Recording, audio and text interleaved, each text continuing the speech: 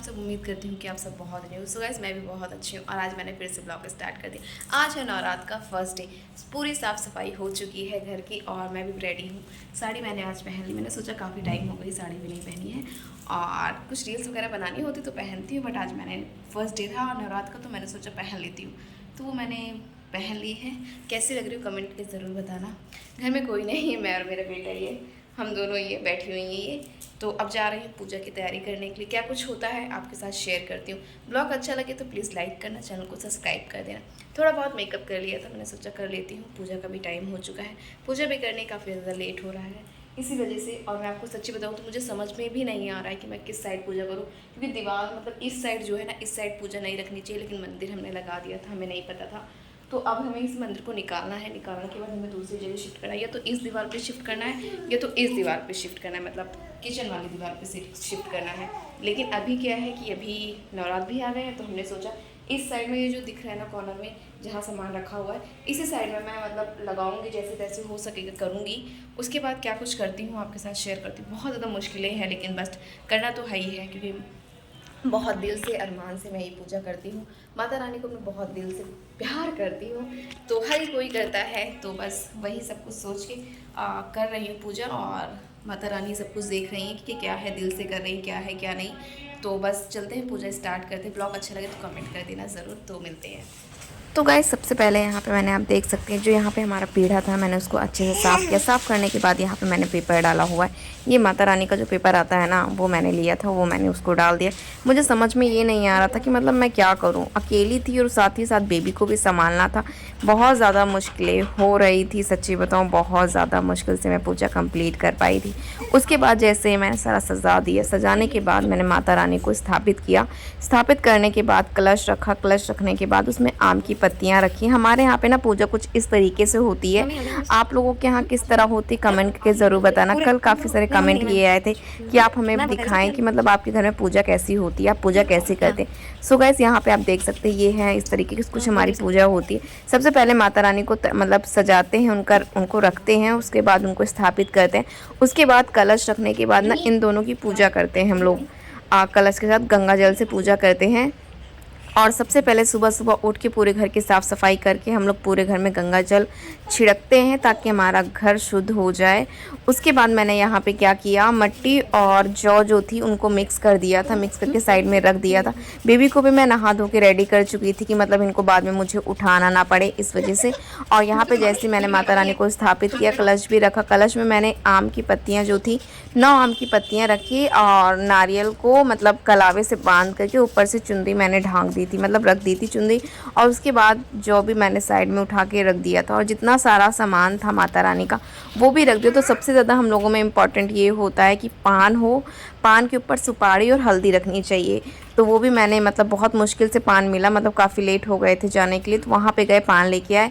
फिर उसके बाद यहाँ पे मैंने चूड़ियाँ ली। रेड कलर की चूड़ियाँ हम लोग पहनाते हैं माता रानी को, क्योंकि चूड़ियाँ तो वैसे पैकेट में जो पाउच में होती है ना वो पैक ही होता है, इस वजह से मैंने बाहर से चूड़ियाँ ली हुई थी माता रानी के लिए।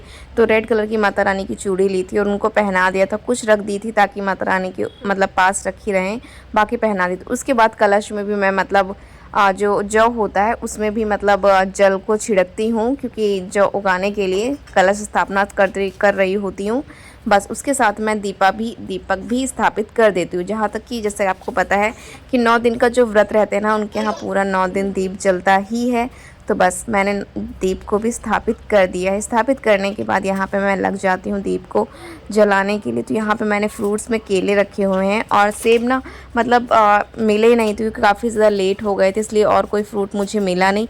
और हम लोगों में सबसे ज़्यादा जो ज़रूरी होता है वो होता है गुड़। गुड़ काफ़ी ज़्यादा शुद्ध होता है, माता रानी को पसंद होता है, क्योंकि अगर कोई और मिठाई आप ऐड करते हो तो बाहर की मतलब मार्केट की होती है तो कुछ ना कुछ मिक्स होता ही है। अगर आप घर की बना रही तो शुद्ध होगा, वरना बाहर का तो ज़ाहिर सी बात है कि मिक्स ही होगा। इस वजह से मैं गुड़ माता रानी को ज़रूर रखती हूँ, क्योंकि पवित्र होता है गुड़, माता रानी के लिए अच्छा होता है। माता रानी उसे मतलब वो करती हैं, इस वजह से मैं रखती हूँ गुड़, केला और ये दोनों चीज़ रख के उनको मतलब भोग लगा देती हूँ। उसके बाद हमारे यहाँ पे पूजा बिल्कुल उसके बिना हमारे यहाँ पे बिना घी गुड़ के होम मतलब अगियार जो देते हैं बिना इसके ना किए हुए पूजा अधूरी होती है। तो यहाँ पे मैंने कंडी ले ली थी, उनको जला दिया था, जलाने के बाद इसमें घी गुड़ डाल के उसको वो कर दिया। तो इसके बिना हमारे यहाँ की पूजा सबसे ज़्यादा अधूरी होती है। मैंने पूजा कर ली है। पूजा वूजा करने के बाद आपने देखा है कि मैंने पूजा कर ली है। पूजा करते करते बेबी बहुत तेज़ से रोने लग गई थी। पूजा हमारी पूरी ही हो गई थी, बेबी बहुत ज़ोर से रोने लग गई और फिर मैं उसको अंदर ले गई। पूजा हो चुकी थी हमारी।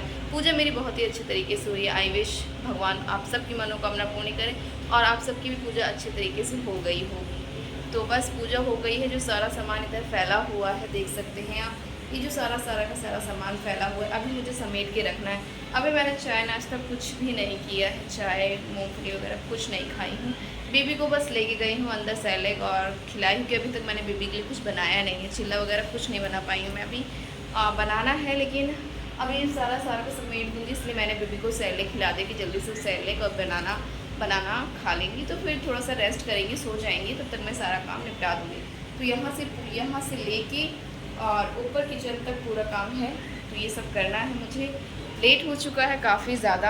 आप सबकी फर्स्ट नवरात्रि कैसी बीती कमेंट करके ज़रूर बताना। आई विश आप लोग जो कुछ मांगे आपको माता रानी दे दे, सबकी मुराद पूरी करे और हमारी भी पूरी करे। बस चलते हैं, थोड़ा सारा काम ख़त्म करते हैं, जो रखा हुआ समेट लेते हैं। मिलते हैं आपसे थोड़ी देर में। ब्लॉग कैसा लगा? ये है माता रानी, बहुत बड़ी गलती हो गई।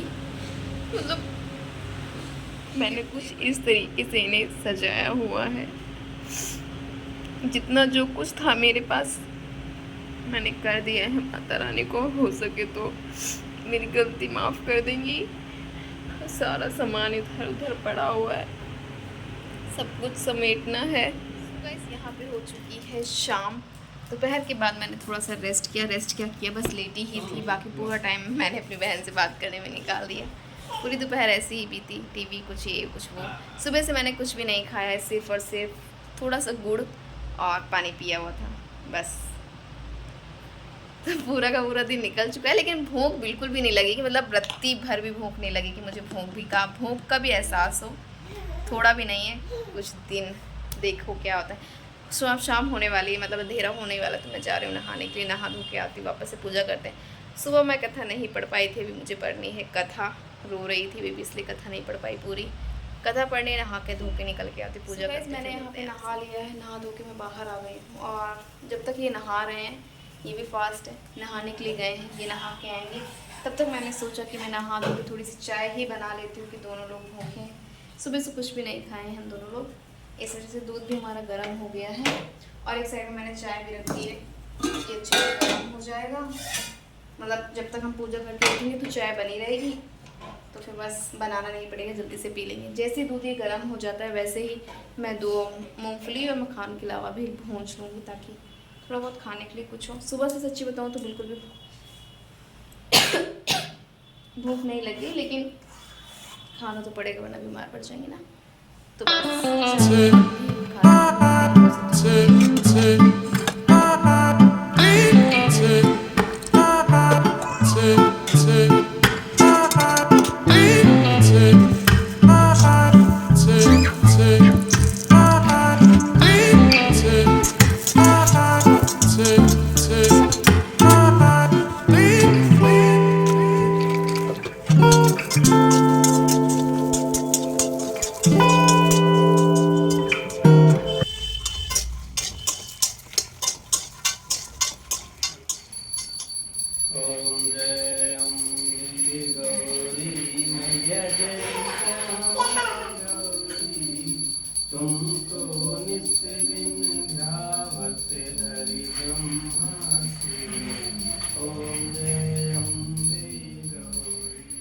यहाँ पे हमारी आरती हो चुकी होती है। आरती के बाद मैं पूरा कपूर मतलब पूरे घर में दिखाती हूँ, ये बहुत ज़्यादा ज़रूरी होता है। सबसे लास्ट में मैं यही करती हूँ, अपने घर को अच्छे से मतलब खुशबूदार कर देती हूँ। कपूर घर में जलाना बहुत शुभ माना जाता है, अच्छा होता है। इस वजह से पूरे घर में पूजा करने के बाद कपूर का मतलब धूप ज़रूर दिखाएं, काफ़ी ज़्यादा अच्छा होता है, माता रानी प्रसन्न होती हैं। उसके बाद यहाँ पर मेरी जैसे ही पूजा हो जाती है, मैं पूजा करके माता रानी को सिरदा पढ़ती हूँ। सिरदा मैं कुछ इस तरीके से पढ़ती हूँ जैसे कि आपको पता टेक मतलब माता रानी को चरणों में।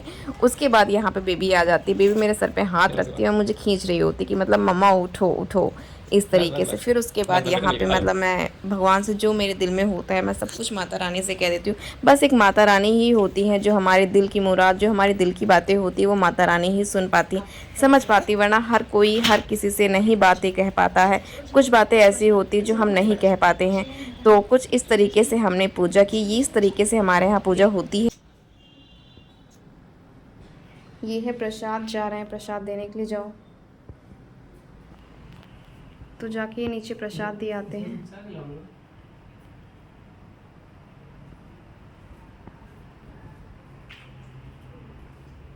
सो गाइस यहाँ पे हमारी पूजा हो चुकी है, आपने देखा ही। और आज का ब्लॉग भी हम लोग एंड कर रहे हैं यहीं पे, काफ़ी टाइम हो चुका है इसलिए एंड कर रहे हैं, ब्लॉग ज़्यादा लंबा ना हो इस वजह से। तो गाइस यहाँ पे चाय और जैसे कि मैंने आपको बताया सब बन चुका है। जैसे ही हमने पूजा की अब हम जा रहे हैं चाय वगैरह पीने, तो चाय वगैरह पी लेते हैं। आई होप आप लोगों का फर्स्ट डे नवरात्र का अच्छा ही बीता होगा सबका। तो मिलेंगे आपसे कल नेक्स्ट ब्लॉग में, तब तक के लिए बाय बाय।